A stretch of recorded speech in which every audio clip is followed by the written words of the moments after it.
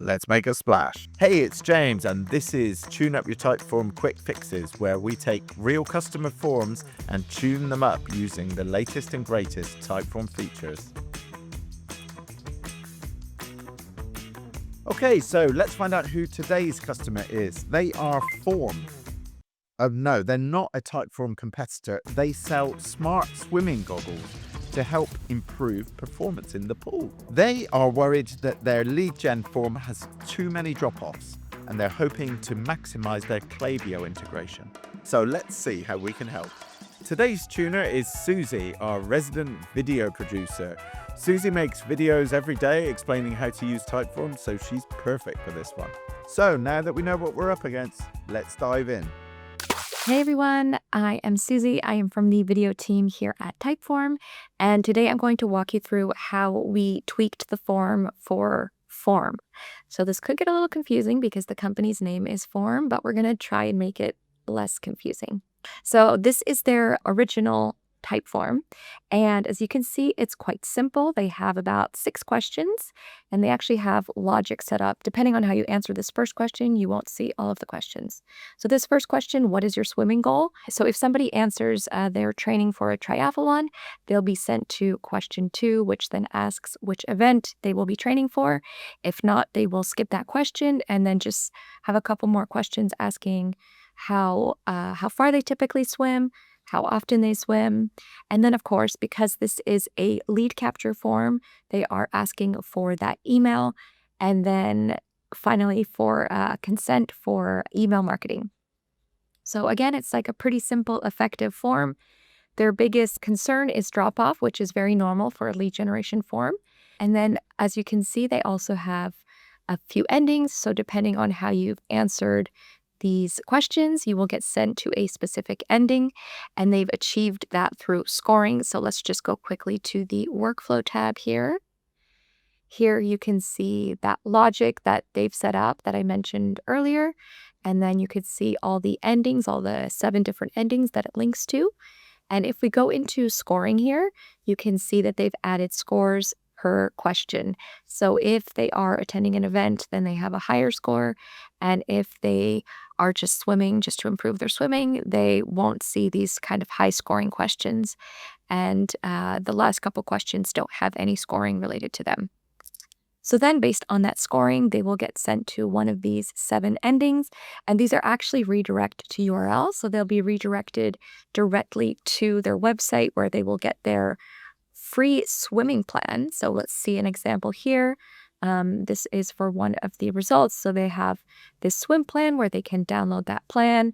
And then if they scroll down a little bit more, you'll see here that they can discover the goggles. So obviously they're trying to make that sale here.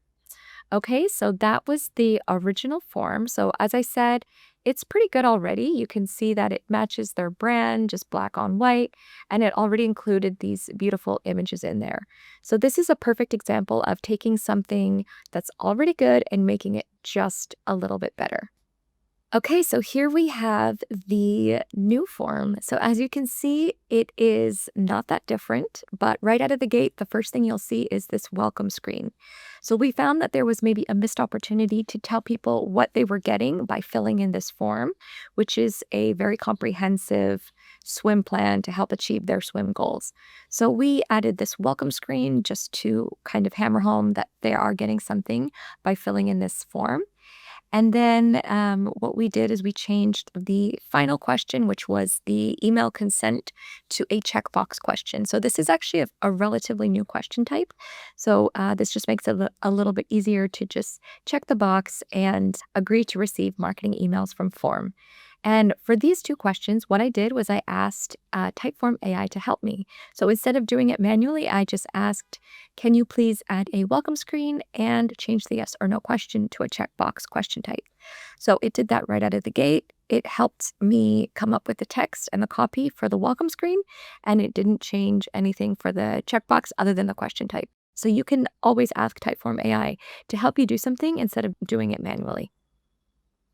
The only thing I did have to do here was add this image, but otherwise it came up with all this beautiful copy for me.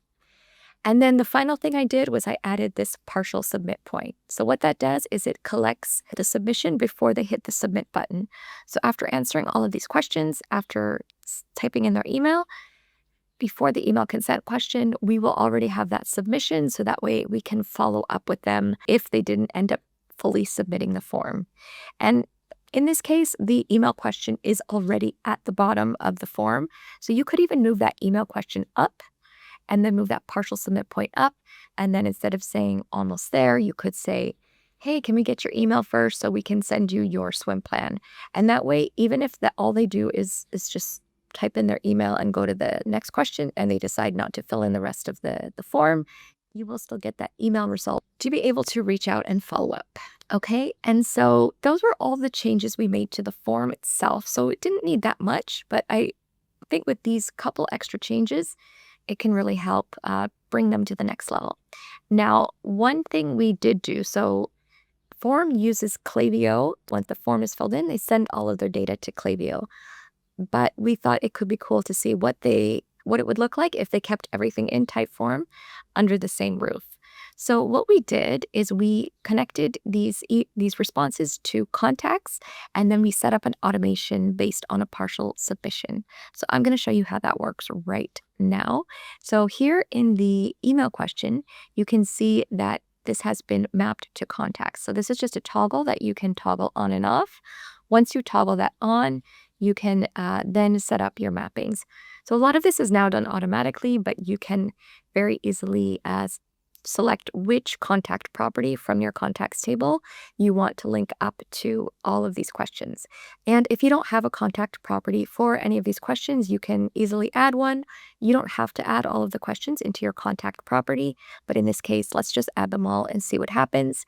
And then, of course, the most important one we have here is that lead score. So we are going to close this because we've already set it up. And now we're going to go over to our contacts table and see what that looks like. So here you can see all of the contacts that have come in. So I've just submitted these 3 from that specific form. And here you can see their lead score and you can see the answers to their questions that they have here. So that has synced up perfectly. Now, one thing you can do is then create a contact list based on the lead score. So I've gone ahead and created a contact list here called Swim Fans. And this contact list is for anybody that has a lead score of 6 or above. So if I go into the edit list here, you can see just how I set that up. So here the lead score is greater than 5, which means it's 6 or above, and they'll be automatically added to this Swim Fans list. So all you do to create a contact list would be just hit that create list button. So then the beauty of this is that you can use these lists to set up automations. So you can either send automations to a list or you can send automations based on form completion. So if you go to create automation here, you'll see those 2 options. So I could create a automation just to send to those higher scoring leads and select contact activity or updates to set up that automation, or I could set it up based on a form submission. So whenever somebody submits a form or even a partial submission, then you can set that up here. So I'm going to go back to the automations because I've already set up a automation here. So this automation is set up based on a partial submission. So if somebody fills in the form and then they don't end up finishing it, we're going to send them a follow-up to say, hey, do you want your tailored swim plan? So here you can see I have set up the submission type to be a partial submit point.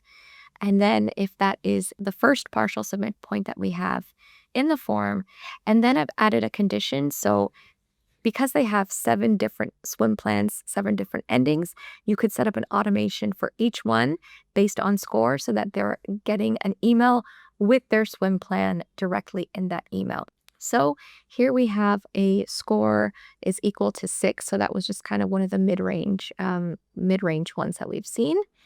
And so this would be the trigger. So this is what will trigger the automation. Then I've added a time delay. So this is for 30 minutes. So if we see that they haven't finished the form in about 30 minutes, we'll kind of send them a nudge and say, hey, do you still want your swim plan?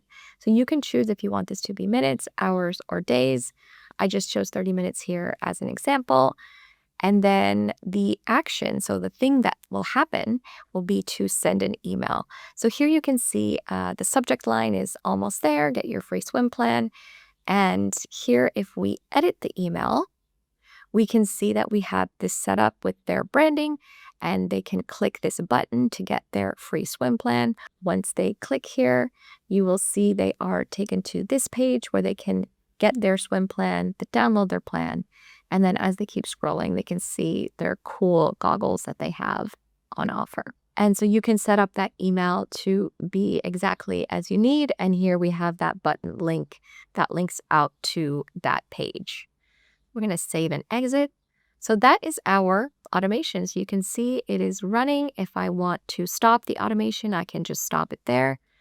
But that is how we managed to set up contacts and automations so that form can keep all of their contacts data, their responses in the same tool, which is Typeform. And then they can send out targeted communication to people based on their score or if they submitted their form. But there's many, many options you can do here for automations. So we hope that this shows form some of the tiny changes that they can make to really bring their form to the next level. Nice one, Suzie. So, as a recap, we added a welcome screen to set the scene and used AI to tidy up some questions. We used contacts to create lists and segment our hottest leads. And we used automations to quickly follow up with them and set up trigger flows based on those outcomes. That wraps up this edition of Quick Fixes. Thanks again to Form for sending in your form, and thanks to Suzie for tuning the form. If you want your form tuned up, use the link in the description below to send it in. You never know, we might even feature you in an upcoming episode. And if you enjoy this content, don't forget to like this video and subscribe to the channel so you never miss an episode. Stay tuned.